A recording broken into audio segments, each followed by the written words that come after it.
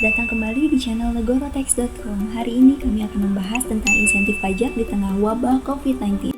Sejak awal Maret 2020, virus COVID-19 telah masuk ke Indonesia dan menyebabkan terjadinya physical distancing atau pembatasan fisik guna mencegah penyebaran virus. Pemerintah juga menghimbau masyarakat untuk tetap tinggal di rumah.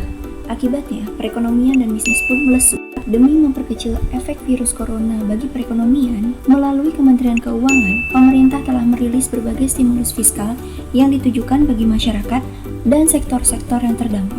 Pemerintah memberikan insentif pajak di tengah pandemi COVID-19 untuk menyelamatkan bisnis yang terdampak. Apa saja? Simak penjelasannya berikut ini.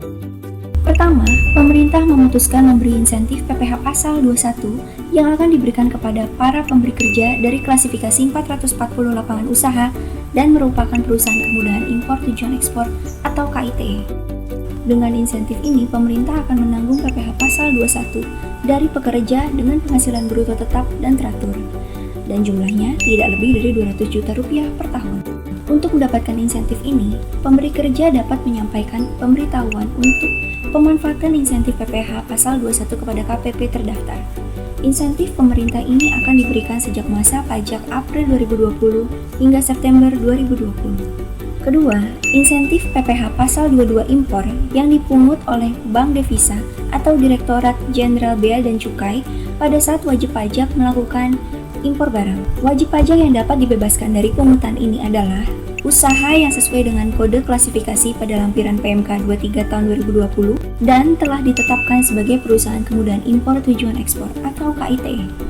Permohonan surat keterangan bebas pemungutan PPh Pasal 23 harus diajukan oleh wajib pajak secara tertulis kepada KPP tempat wajib pajak pusat terdaftar. Jangka waktu pembebasan dari pemungutan PPh berlaku sejak tanggal surat keterangan bebas diterbitkan sampai dengan tanggal 30 September 2020. Ketiga, pemerintah memberikan insentif pengurangan angsuran PPh Pasal 25 sebesar 30% dari angsuran yang seharusnya terutang.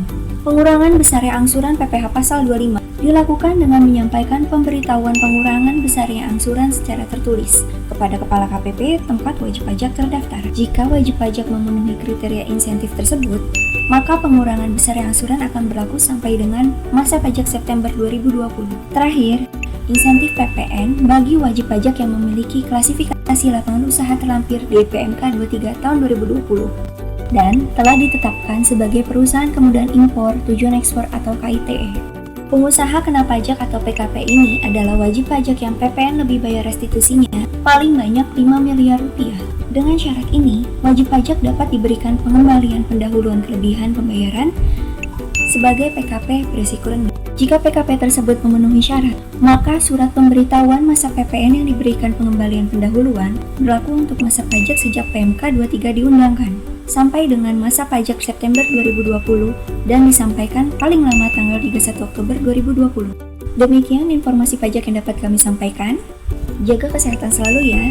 Tetap jaga social distancing dan cuci tangan dengan benar. Kunjungi negorotex.com untuk mendapatkan info pajak lainnya.